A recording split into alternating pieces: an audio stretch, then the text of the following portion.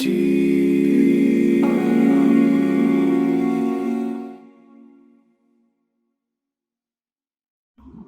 my name is Umair Najeeb. You might know me from my Instagram account at Umair Najeeb, and this is TPR 10.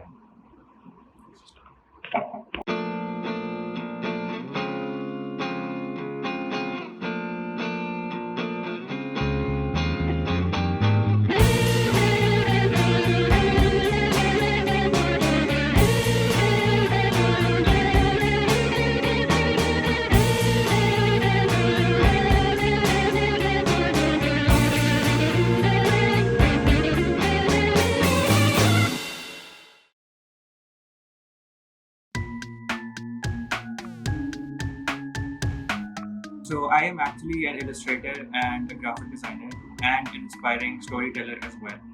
I make comics, I illustrate for children's books, I also do publicity design for films and music albums. And I'm currently working on a few books of my own as well. I've been doing this since I was a kid, and I used to do it traditionally. Obviously, I was into drawing and crafts and all of that. And then as I grew up, I learned of the digital media and I switched to it. And I think it's been around 8, 9 years now since I've been doing digital stuff.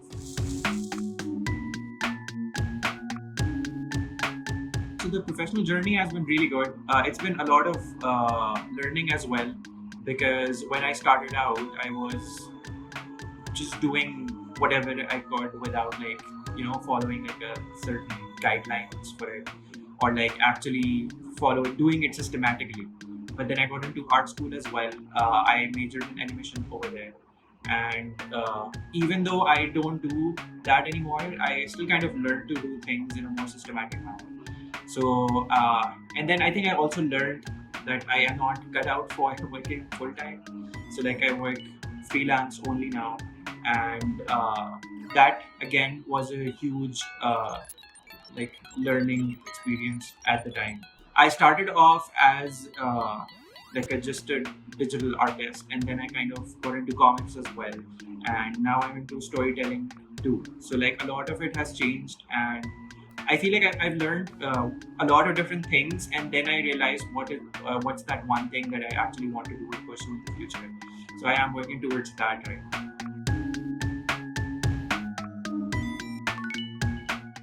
Yeah, definitely. They have changed. I think it also mostly has to do with exposure as well. Like as I got exposed to more artists and more people that I could, look up to, it changed with time. There's a lot of people I still follow. I have been following for years, and there's a lot of people who are kind of new. Like I've just come across them, but I still learn a lot of things from them. So like there's Arjun, there's Sarah Alfaqi, there is Stephen Bryan, and there's a lot of Pakistani artists as well. So I kind of learn and pick things from all of the people I follow, because they all do very different things. Their art is really different from each other, and like how they compose their illustrations and what kind of colors they use and all of that kind of plays a part in it. And I have learned a lot of things from a lot of different people.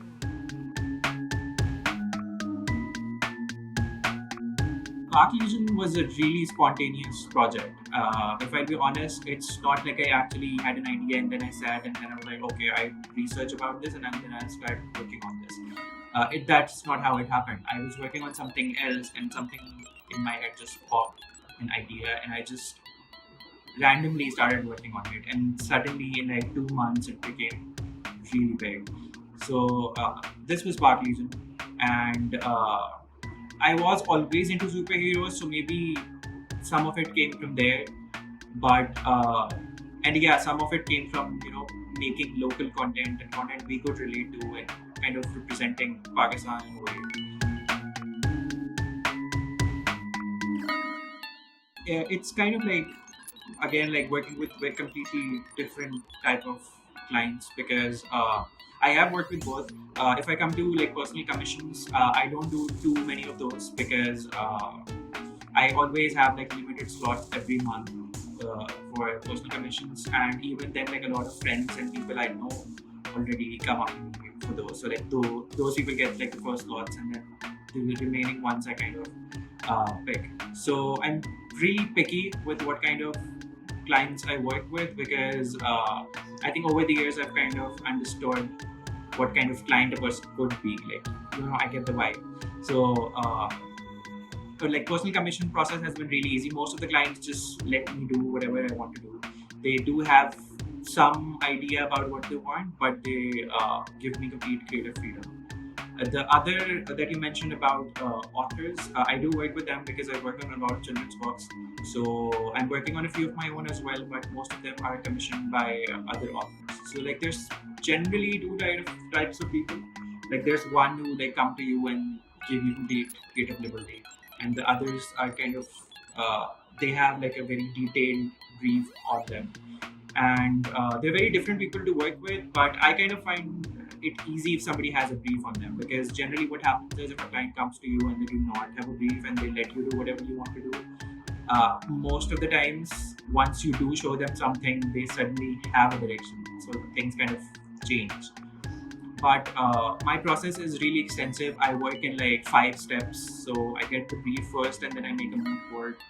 Then I do like really rough doodles, compositions. Then I do a line art. Then I do the colors, and then rendering. So like the clients kind of uh, get to give me feedback on every step of the way. So it's not like I give them a complete piece and then they say like, okay, this is not what I wanted. So I think this process has kind of grown with experience, just so it like my life and my work, and for the clients as well, the process becomes easier for both of us. Yeah, I think it happens with almost everyone who's working in the creative industry, not just in artists. I think writers go through that as well, singers as well. It's kind of like a very common thing. I think with me, it's mostly happened when I'm kind of burnt out because of like excessive workload and stuff. And so like there's no specific timelines for it. It just happens randomly. But when it does, I kind of take a break because I'm already burned out, and I kind of go into like watching movies or uh, reading and music and all of that. Any kind of media that I consume, because I it generally kind of gives me inspiration. And I also have like a massive art reference folder on me as well. So I kind of go into that and kind of just start studying over the art and see like what and how the other artists work, like what kind of compositions they make and how they make their characters and color palettes and all of those things. So very recently, pricing was also like a big talk on Twitter as well. Like there was a hashtag going on. I forgot it, but a lot of international artists, like really massive, huge accounts, people working with Marvel and all of the big companies, they kind of revealed all of their pricing. They showed like how much they charge, and it's literally like a huge gap between what we're getting paid and what those people are getting paid. And yeah, one of the major differences is the skill level and how much they work and experience. But it does happen because like most of the clients kind of try to not pay you like a good decent amount. So pricing rightly and pricing kind of you understand it with experience mostly. Because like in the Pakistani art community, at least, there's no transparency around it. Nobody is like actually discussing and talking about how they're pricing their work. So you kind of have to set your own benchmarks, and I have started doing that now. Like I have a pricing list on me that I use with all of my clients. One factor is like if whatever they're coming to me for is for personal use or for commercial use, because commercial use projects will obviously be making profits, and they will be reproduced as well.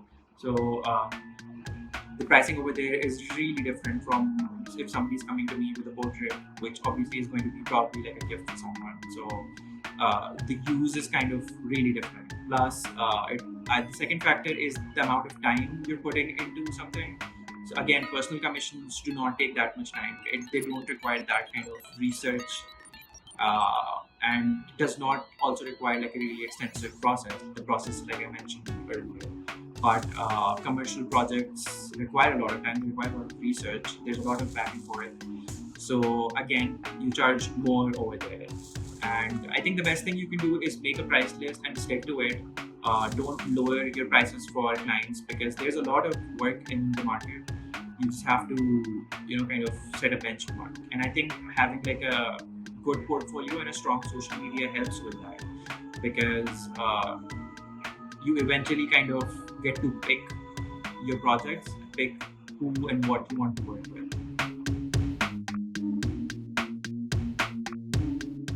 So I love Swinery.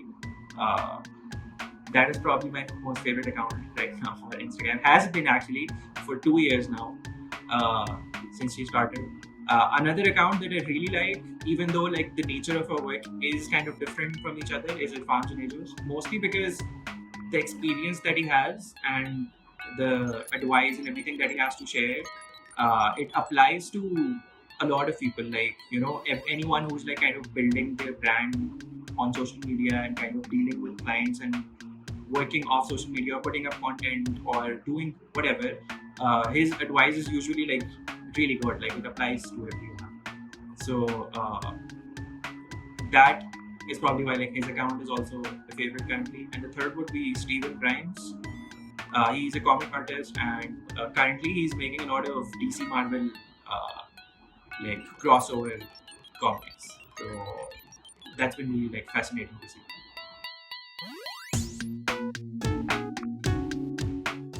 I think the most random or the most weird ones that I get that I also do not open are the ones that only have like a hi or a salam in it. Because like if I am somebody who's like providing services, you are either approaching me because you want to get something made, or you're approaching because I get a lot of DMs about like from people who want to ask about equipment and software and all of those things, and I try to answer most of them. There's a lot of those DMs, but like yeah, if you're approaching for something, it's easier if I know, like when I open the DM, I know what you want from me. So like just a random hi or salam. Uh, I don't know, something about it. I just don't feel comfortable opening up a client because बाद में कोई ऐसी request ना आ जाए that I have to say no to.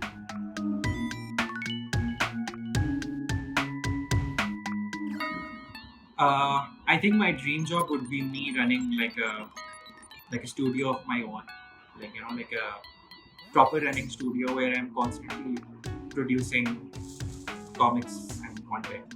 I think that would be it. I don't feel like I would fit in a like a massive studio working in a huge pipeline with a lot of people. I feel like I'm not cut out for that. So it like a dream job would be like a studio of my own, me doing my own thing, and expanding my comic scene.